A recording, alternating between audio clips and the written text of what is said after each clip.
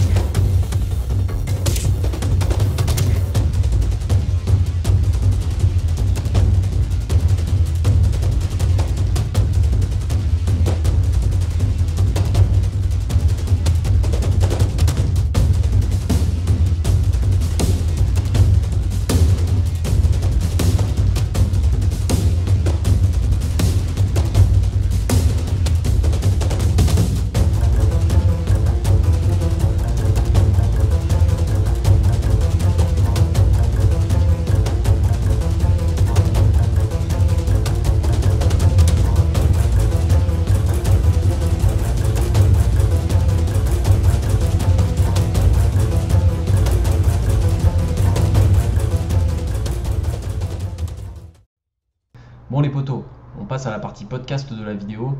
Si vous voulez juste laisser en audio, vous pouvez, vous n'allez pas perdre grand chose. Il y a des problèmes, nous. Salut les potos. Je suis avec Flo le tractopelle. Oui. C'est un mec chaud du street workout. Et ouais, ça tourne. Un mec très chaud du street workout, bon, qui se qualifie en ce moment par sportif du dimanche, mais vous allez voir, il est chaud quand même. Du coup, je t'ai parlé un peu du projet de la chaîne et tout ça. Ouais. Et donc là, je me suis fixé un de mes objectifs pour ma transformation dans le D1 an, c'est de tenir la straddle pendant 10 secondes. Du coup, qu'est-ce que tu as vu techniquement et tout que je pourrais améliorer, tu vois. Après, Comment toi, qu'est-ce que tu me conseillerais de faire comme travail? Est-ce que juste c'est continuer comme ça ou... Ouais, moi je pense qu'il faut continuer de faire un truc qui te plaît, tu vois, d'y trouver un sens. Parce qu'au final, tout le monde est différent. S'il y avait une technique parfaite pour arriver à faire quelque chose, tout le monde l'aurait à un moment et tout le monde pourrait, tu vois. Et je pense que ça, comme tu vois, tu dis, je me qualifie de sportif du dimanche, là en ce moment j'ai pas la mentalité pour. Et tout ce que je fais c'est pas productif en sport en ce moment, tu vois. Parce que là en ce moment j'y trouve pas vraiment de sens, donc le moment où je retrouverai du sens, tu vois, c'est là où ça portera plus les fruits pour moi. Et pour toi c'est la même chose en fait. Là pour l'instant en fait tu vas faire des straddles de temps en temps et tout, et je pense qu'en la mêlant à des combinaisons comme tu le fais, etc. Là, en fait, à un moment, tu vois, ça va te parler en fait. Le fait de l'intégrer en fait dans d'autres choses plutôt que de lancer sans aucun but, tout le temps la même chose en fait. Là, de faire comme tu fais avec au début de l'équilibre, tu redescends en straddle, tu reviens un truc comme ça là, je sais pas comment ça s'appelle, hein. Tu remontes à l'équilibre. Et en fait, de faire des combinaisons comme ça, ça risque de représenter plus un sens pour toi. Je me répète.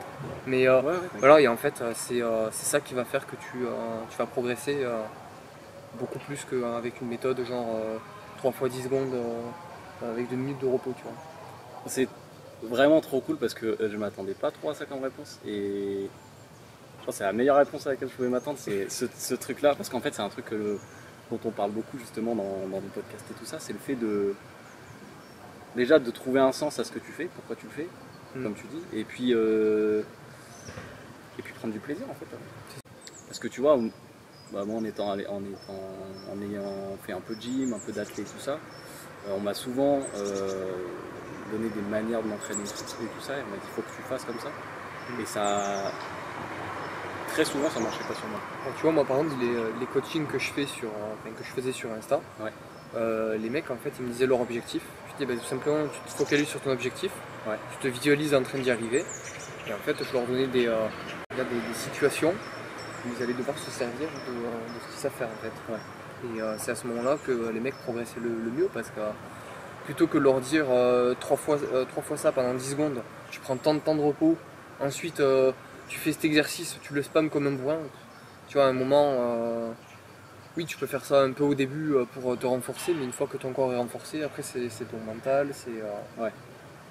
et pour en fait s'accrocher, il faut être un peu teubé quand même pour s'accrocher sur une figure, tu vois. Tu te vois lancer une straddle, faire ça pendant une séance entière, tu vas te faire chier à un moment.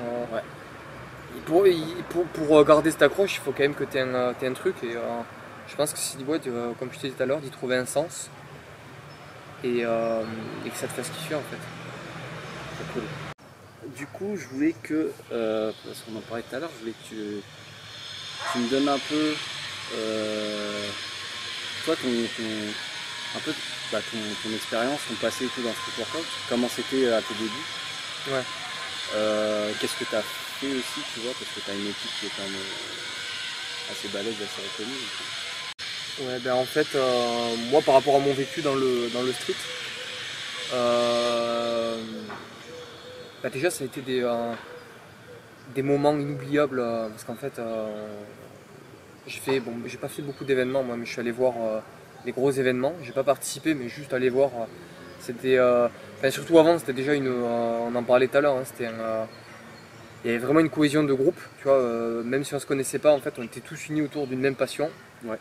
Et en fait, si tu veux, quand on se rejoignait à des événements, oui, tu avais la compète d'un côté où à la fin il y avait un vainqueur, forcément.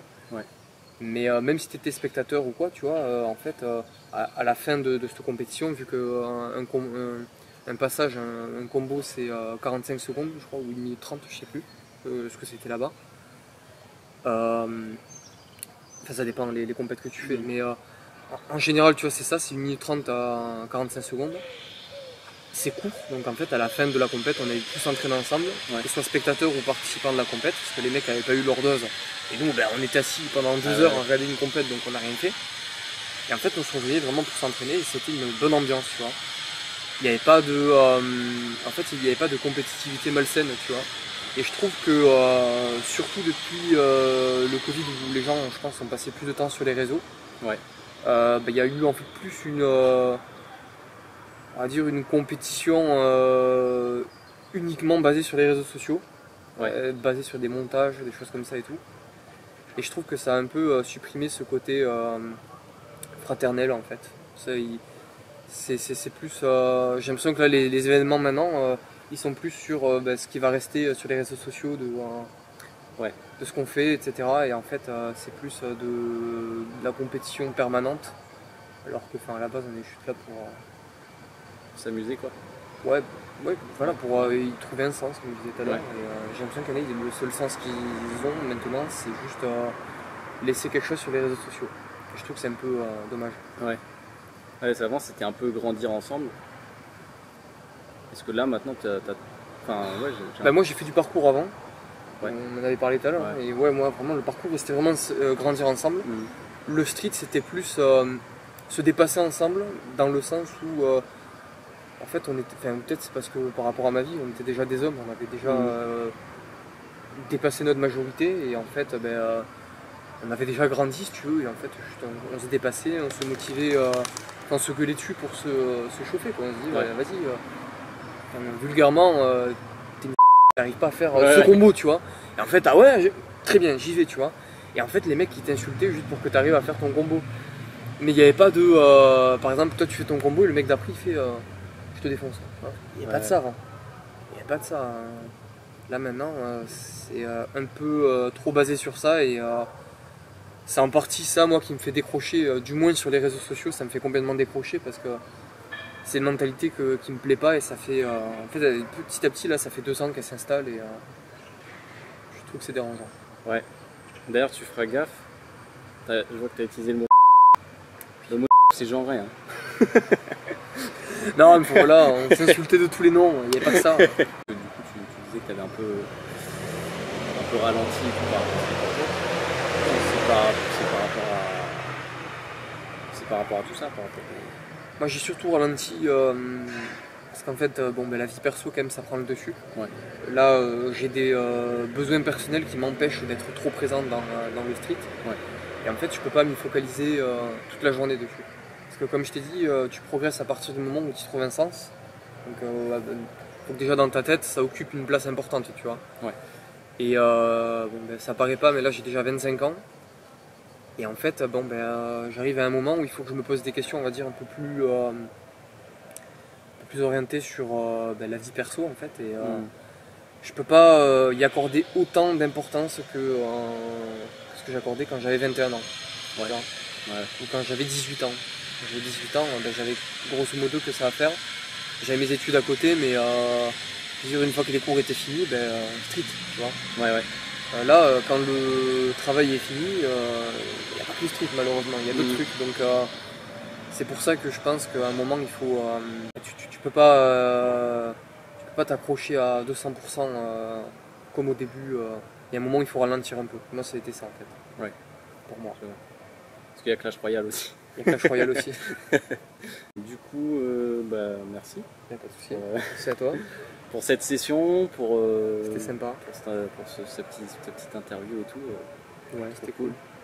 Et je mettrai du coup ton Insta ça marche. En dessous là, s'il y a des gens qui veulent te suivre.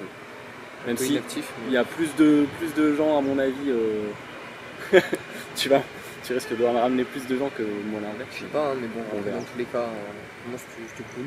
Merci d'être venu, c'était sympa. Ça fait grave plaisir. Et puis on se remet ça bientôt, j'espère. Ça marche. Allez, salut les gars. Ciao. Ciao.